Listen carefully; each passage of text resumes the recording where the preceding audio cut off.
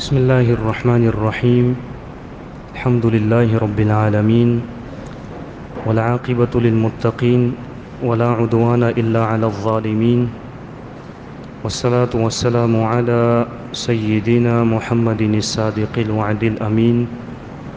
أما بعد، فأعوذ بالله من الشيطان الرجيم. بسم الله الرحمن الرحيم. رب اشرح لي صدري ويسر لي أمري واحلل عقدة من لساني يفقه قولي. رب زدني علما. اللهم إني أسألك علما نافعا ورزقا طيبا وعملا متقبلا. اللهم انفعني بما علمتني وعلمني ما ينفعني وزدني علما. رب أعوذ بك من همزات الشياطين وأعوذ بك رب أن يحضرون. قال الله تعالى: ولما بلغ أشده آتيناه حكما وعلما وكذلك نجزي المحسنين.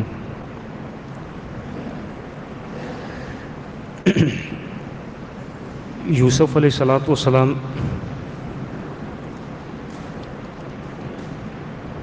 ویسے ہمارا یہ درس بہت گیپ کے بعد آج شروع ہوا ہے، اللہ کی توفیق سے۔ اللہ تعالیٰ جس بھی حال میں رکھے اپنے کلام کے ساتھ جوڑ کے رکھے، ہمیں جہاں بھی ہوں اس کو سمجھتے رہیں، اس کو پڑھتے رہیں، اس کو سنتے رہیں، تو اسی میں ہی ہماری زندگی میں، اسی کے ذریعے ہماری زندگی میں برکت ہوگی انشاءاللہ۔ جو آخری باتیں ہم نے بیان کی تھی وہ یہ تھی کہ یوسف علیہ السلام بھائیوں کے نزدیک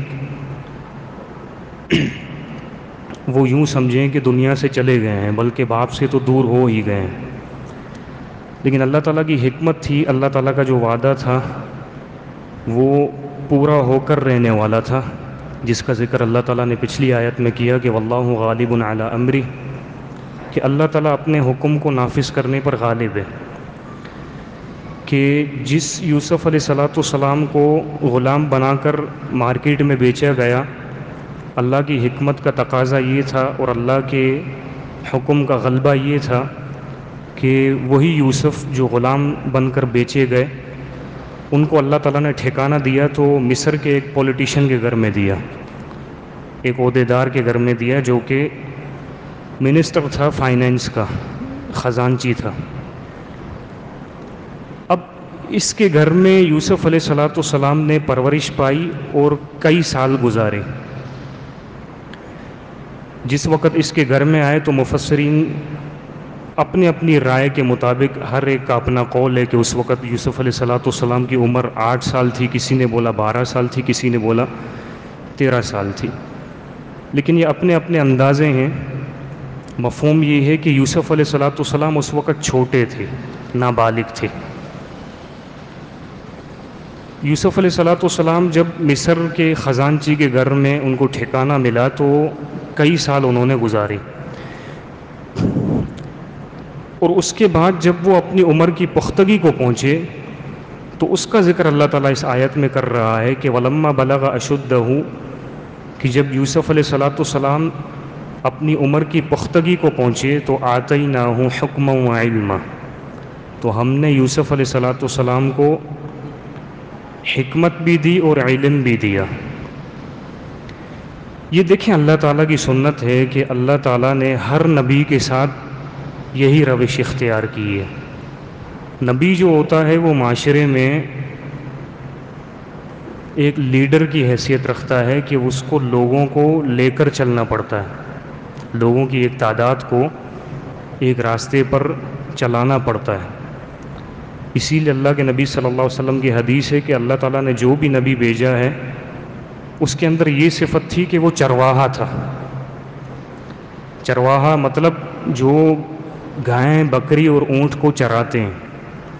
آپ جب اس صفت اور اس کام والے بندے کو دیکھیں گے کہ اس کے اندر اللہ تعالیٰ نے یہ کوالٹی رکھی ہوتی ہے کہ جانور ہیں جس میں عقل نہیں ہے، لیکن اس کو وہ لائن سے لے کر جاتا ہے چراگاہ کی طرف، اس میں سے ایک جانور بھی ادھر ادھر نہیں ہوتا۔ تو جو بندہ جانوروں کو لیڈ کر سکتا ہے تو وہ انسانوں کو تو ضرور لیڈ کرے گا وہ، کیونکہ جانور میں تو عقل نہیں ہوتی۔ لیکن یہ جو لیڈری کی صفت ہے، یہ لیڈرشپ جو ہے، اس کے لیے دو چیزیں ضروری ہیں، ایک چیز حکمت ہے اور دوسرا علم ہے۔ اور اللہ تعالیٰ نے ہر نبی کو یہ نبوت سے پہلے ہی عطا کیا ہے۔ علم نبوت کے علم سے ہٹ کر زائد علم ہے، اور حکمت سمجھداری ہے۔ زائد علم سے مراد کہ معاشرے کے حالات سے واقفیت، لوگوں کے معاملات سے واقفیت، اور حکمت سے مراد کہ کوئی فیصلہ کرنا ہو اس کو صحیح وقت میں نافذ کرنا، کوئی بات کہنی ہو تو صحیح جگہ پر صحیح الفاظ ادا کرنا، کوئی ایکشن کوئی کام کرنا ہو تو اس کو اس کے وقت پر بجا لانا، یہ حکمت ہے۔ اور اللہ تعالیٰ نے یہ ہر نبی کو دیا ہے۔ ابراہیم علیہ السلام کے اللہ تعالیٰ ابراہیم علیہ السلام کے بارے میں فرماتے ہیں کہ وَلَقَدْ آتَيْنَا إِبْرَاهِيمَ رُشْدَهُ مِن قَبْلُ، کہ ابراہیم کو ہم نے نبوت سے پہلے ہی سمجھداری دے دی تھی۔ یحییٰ علیہ السلام کے بارے میں فرمایا کہ وَآتَيْنَاهُ الْحُكْمَ صَبِيًّا، ہم نے ان کو بچپن میں ہی سمجھداری دے دی تھی۔ موسیٰ علیہ السلام کے بارے میں فرمایا وَلَمَّا بَلَغَ أَشُدَّهُ وَاسْتَوَىٰ آتَيْنَاهُ حُكْمًا وَعِلْمًا، کہ موسیٰ جب اپنی عمر کی پختگی کو پہنچے تو ہم نے ان کو سمجھداری اور علم دونوں دے دیا تھا۔ لوط علیہ السلام کے بارے میں فرمایا وَلُوطًا آتَيْنَاهُ حُكْمًا وَعِلْمًا، کہ لوط کو ہم نے حکمت اور علم دونوں دیا تھا۔ سلیمان اور داؤد علیہ السلام کے بارے میں اللہ کا فرمان ہے وَكُلًّا آتَيْنَا حُكْمًا وَعِلْمًا، کہ ہم نے دونوں باپ بیٹوں کو حکمت بھی دی تھی اور علم بھی دیا تھا۔ لیکن یہ اللہ تعالیٰ ایسے نہیں ہے کہ بندہ بیٹھا ہوا ہے اور اس کے دماغ میں اتار دیا، دل میں اتار دیا، نہیں، ایسے نہیں ہے، بلکہ اللہ تعالیٰ ایک ٹرائل سے گزارتا ہے پیغمبروں کو۔ جس بندے کو چننا ہوتا ہے اللہ تعالیٰ اس کو ایک ٹرائل سے گزارتا ہے۔ یوسف علیہ السلام کے لیے ٹرائل یہی تھا کہ مصیبت سے ہوتے ہوتے ایک پولیٹیشین کے گھر میں آئے۔ اب جو پولیٹیشین ہوتا ہے نا، وہ کوئی عام بندہ نہیں ہوتا، اور اس کے کام کوئی چھوٹے موٹے نہیں ہوتے، اس کے فیصلے بھی چھوٹے موٹے نہیں ہوتے۔ وہ ایک ملک چلا رہا ہوتا ہے، ایک خطہ چلا رہا ہوتا ہے، بہت سے قسم کے لوگ اس کے پاس آتے ہیں، بہت قسم کی اس کے میٹنگز میں باتیں ہوتی ہیں، مختلف اس کے پاس فیصلے آتے ہیں۔ اب یہ سب یوسف علیہ السلام ان سب چیزوں کا مشاہدہ اس کے گھر میں کرتے رہتے تھے۔ کوئی کس قسم کا بندہ آ رہا ہے، کوئی کس قسم کا فیصلہ ہو رہا ہے، کوئی کس قسم کی میٹنگ ہو رہی ہے، کوئی کس قسم کی بات ہو رہی ہے۔ یہ سب کئی سالوں تک یوسف علیہ السلام نے آبزرو کیا ہے، ضبط کیا ہے ان چیزوں کو۔ ایسے نہیں ہے کہ اللہ تعالیٰ نے بس اوپر سے ایک چیز اتاری اور یوسف علیہ السلام کے دل و دماغ میں ڈال دی، بلکہ یہ یوسف علیہ السلام کا ایک ٹرائل تھا، یہ ایک وقت تھا، اس وقت سے گزار کر اللہ تعالیٰ نے یہ سمجھداری عطا کی ہے۔ اور اب دوسرے پیغمبروں کو بھی دیکھیں تو وہ دوسروں کو بھی اسی طرح یہ حکمت ملی اور علم ملا ہے۔ لوط علیہ السلام کو جو حکمت اور علم ملی وہ ابراہیم علیہ السلام کی صحبت تھی۔ موسیٰ علیہ السلام کو جو علم اور حکمت ملی وہ ان سے پہلے کے پیغمبر شعیب علیہ السلام کی صحبت تھی۔ اس طرح جو بندہ حکیم ہوتا ہے، حکمت والا ہوتا ہے، وہ ایسے ہی حکمت والا نہیں بنتا، دھوپ میں بال سفید نہیں کرتا وہ، بلکہ مشاہدات کیے ہوتے ہیں اس نے، اور اس مشاہدے کی بنا پر اللہ تعالیٰ اس بندے کو حکمت دیتا ہے۔ تو اللہ تعالیٰ کا فرمان ہے کہ وَلَمَّا بَلَغَ أَشُدَّهُ، جب یوسف علیہ السلام اپنی عمر کی پختگی کو پہنچے۔ اس پختگی سے مراد دو طرح کی پختگی ہے، جو کہ انسان کے اسٹرکچر میں ایک ایسا وقت آتا ہے، جسم کا جو ڈھانچہ ہے اللہ تعالیٰ نے اس کے اندر نشو و نما کی صفت رکھی ہے۔ جب بچہ چھوٹا ہوتا ہے تب سے لے کر ایک عمر ہے، اس عمر تک اس کی جسم میں تبدیلی آتی رہتی ہے، اس کی عقل میں تبدیلی آتی رہتی ہے، یعنی بڑھوتی ہوتی ہے، جس کو ہم نشو و نما کہتے ہیں۔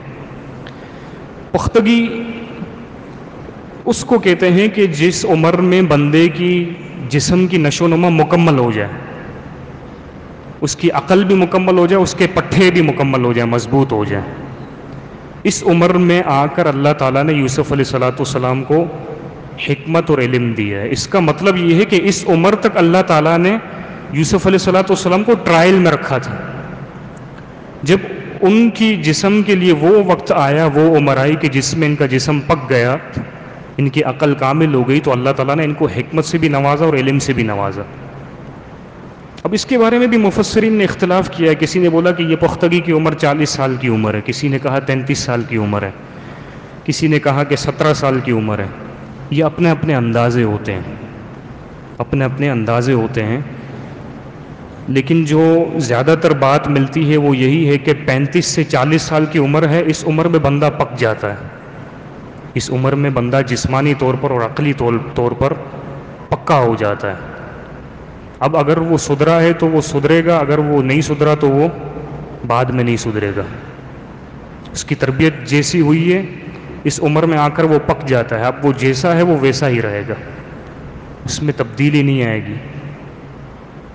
تو یوسف علیہ السلام جب اپنی عمر کی پختگی کو پہنچے تو اللہ تعالیٰ نے ان کو حکمت سے بھی نوازا اور علم سے بھی نوازا، اور یہی وجہ ہے کہ آگے جا کر جب مصر کے حالات خراب ہوں گے تو یوسف علیہ السلام کی حکمت عملی سے ہی مصر کے حالات اچھے ہو جائیں گے، اور جہاں ان کے بھائی کو اپنے قبضے میں لینا ہوگا وہ بھی یوسف علیہ السلام وہاں پر حکمت استعمال کریں گے۔ دیکھیں، ہمارا معاملہ یہ ہے کہ ہمارے پاس علم تو ہوتا ہے لیکن اکثر حکمت نہیں ہوتی ہمارے پاس، اور اللہ تعالیٰ پیغمبروں کو حکمت نبوت سے اس لیے پہلے دیتا ہے کہ حکمت انسان کو غلطیوں سے بچاتا ہے۔ علم کے ساتھ بندہ صرف علم کے ساتھ غلطیوں سے نہیں بچتا۔ کتنی ایسی باتیں ہیں کہ جس کے بارے میں ہمیں علم ہے کہ یہ ہمارے لیے نقصان دہ ہیں لیکن ہم پھر بھی کر رہے ہوتے ہیں، یا تو جوانی کے جذبے میں یا تو نادانی میں۔ ہم کتنے ایسے کام ہیں جو کر جاتے ہیں باوجود اس کے کہ ہمیں علم ہوتا ہے کہ یہ کام اچھا نہیں ہے۔ اس کے پیچھے وجہ یہ ہوتی ہے یا تو جوانی کا جذبہ ہوتا ہے یا تو نادانی ہوتی ہے، حکمت نہیں ہوتی۔ تو اللہ تعالیٰ جس بندے کو نبوت کے لیے چنتا ہے تو اس کی پوری زندگی کو پاکیزہ رکھتا ہے، اس لیے اللہ تعالیٰ ہر نبی کو نبوت سے پہلے ہی حکمت دے دیتا ہے تاکہ یہ معاشرے میں غلطیوں سے بچے، اس کا کریکٹر اچھا ہو لوگوں کے سامنے۔ جب یہ لوگوں کے سامنے اللہ کا دین پیش کرے، اللہ کی دعوت پیش کرے گا، تو کسی کو یہ جرت نہ ہو کہ وہ اس کے ماضی میں کسی حرکت پر، اس کے کردار پر کوئی انگلی اٹھائے۔ تو یہ اللہ تعالیٰ کی یہ تدبیر ہے کہ اللہ تعالیٰ اپنے پیغمبروں کو بچاتا ہے شروع سے ہی۔ تو یہ اللہ تعالیٰ عام بندوں کے ساتھ بھی کرتا ہے، جس کے ساتھ اللہ تعالیٰ اپنا فضل کرنا چاہے تو اس کو اللہ تعالیٰ حکمت دے دیتا ہے۔ لیکن یہ حکمت حاصل کس طرح ہوتی ہے؟ یہ 3 طرح سے حاصل ہوتی ہے۔ ایک اس طرح سے حاصل ہوتی ہے کہ آپ سمجھدار لوگوں کی صحبت اختیار کریں، اور نہ سمجھدار جو لوگ ہیں، جو جن کی زندگی کا کوئی مقصد نہیں ہوتا، جن کی زندگی فضول کاموں میں گزر رہی ہوتی ہے یا تو غفلت میں گزر رہی ہوتی ہے، ایسے لوگوں سے بچیں، اور جو سمجھدار ہیں، جو تجربے کار ہیں، جو صاحب تجربہ ہیں، ان کی محفلوں میں بیٹھیں، ان کی مجلسوں میں بیٹھا کریں۔ یہ اللہ تعالیٰ کی سنت ہے، اللہ تعالیٰ اپنے پیغمبروں کے ساتھ بھی ایسے کرتا ہے۔ جیسے ابھی میں نے آپ کو بتایا کہ لوط علیہ السلام کو اللہ نے ابراہیم علیہ السلام کی صحبت دی، اور موسیٰ علیہ السلام کو اللہ تعالیٰ نے شعیب علیہ السلام کی صحبت دی تھی، اور یوسف علیہ السلام کو مصر کے ایک منسٹر کی صحبت دی تھی۔ وہ بندہ بڑا اچھا تھا، وہ اس کا دین کیا تھا یہ تو معلوم نہیں ہے، لیکن وہ بڑا ہی حکیم تھا، وہ حکمت والا تھا وہ۔ تو ایک تو یہ ہے کہ آپ اچھے لوگوں کی صحبت اختیار کریں۔ دوسرے نمبر پر حکمت اس طرح آتی ہے کہ آپ کو خود حالات کے اوپر نظر رکھنی ہوتی ہے اور معاملات کو آبزرو کرنا ہوتا ہے، ضبط کرنا ہوتا ہے کہ کچھ کام ہو رہے ہیں وہ کیوں ہو رہے ہیں۔ آنکھیں نہیں چرانی چاہیے، اس سے نظریں نہیں چرانی چاہیے کہ معاشرے میں جو بھی برائی ہو رہی ہو، گھر میں جو بھی غلط ہو رہا ہو، یا آپ کا جو بھی دائرہ کار ہے وہاں پہ کچھ بھی ہو رہا ہو، اور آپ ان کاموں سے نظریں چرا لیں اور عمر گزارتے جائیں، اپنی کھاتے پیتے رہیں اور عمر گزارتے جائیں، اور معاملات کو آبزرو نہ کریں۔ تو معاملات کو آبزرو کرنے سے بھی اللہ تعالیٰ حکمت دیتا ہے، اور یہ طریقہ محمد الرسول اللہ صلی اللہ علیہ وسلم کا طریقہ ہے کہ اللہ کے نبی صلی اللہ علیہ وسلم کو نبوت ملنے سے پہلے اللہ تعالیٰ نے خلوت کی محبت ڈال دی تھی نبی صلی اللہ علیہ وسلم کے دل میں، اور مہینہ مہینہ غار حرا میں نبی صلی اللہ علیہ وسلم اپنا توشہ لے کر، اپنا زاد راہ اپنا کھانا پینا لے کر مہینہ مہینہ غار میں اکیلے گزارتے تھے. اور تاریخ میں ملتا ہے کہ نبی صلی اللہ علیہ وسلم معاشرے پر سوچ و بچار کرتے تھے کہ یہ کیوں ایسا ہے معاشرہ، اتنی دھوکہ دہی، اتنی دغا بازی، اللہ کے علاوہ چھوڑ کر کسی اور کی عبادت، اتنے سارے خدا، یہ کیوں ہیں یہ؟ تو نبی صلی اللہ علیہ وسلم مہینہ مہینہ غار میں رہتے تھے. خالی خالی نہیں رہتے تھے، اسے وقت گزارنے کے لیے نہیں، معاشرے کی برائی سے بیزار ہو کر اور معاملات کو ضبط کرنے کے لیے کہ یہ معاملات کیوں ہو رہے ہیں، ان کی جڑ کیا ہے. تو حکمت ایسے بھی آتی ہے کہ آپ اپنے دائرہ کار میں نظر رکھیں، معاملات کو ضبط کریں، آبزرو کریں کہ کوئی معاملہ ہو رہا ہے تو اس کے پیچھے وجہ کیا ہے، کیوں ہو رہا ہے. اور تیسرے نمبر پر حکمت آتی ہے اللہ تعالیٰ سے دعائیں کرنے سے.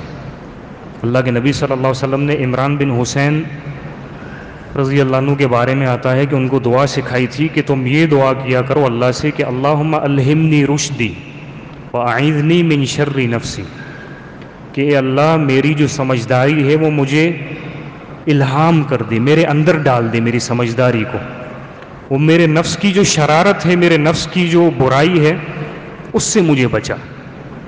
کیونکہ علم ہونے کے باوجود بھی آپ نفس کے شر میں مبتلا ہو جاتے ہیں. آپ کا نفس، آپ کی جان جو چاہتی ہے، آپ کی خواہش جو ہوتی ہے، اب وہ کام کر گزرتے ہیں جو کہ حکمت کے خلاف ہوتا ہے. تو اللہ تعالیٰ سے دعائیں کرنے سے بھی حکمت آتی ہے.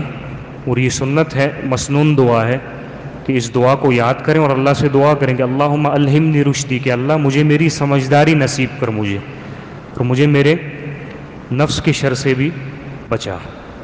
تو یوسف علیہ السلام کے ساتھ بھی اللہ تعالیٰ نے اپنی وہی سنت روا رکھی جو اللہ تعالیٰ نے اپنے دیگر پیغمبروں کے ساتھ اور نیکوکار لوگوں کے ساتھ جو اللہ تعالیٰ کی سنت روا ہوتی ہے.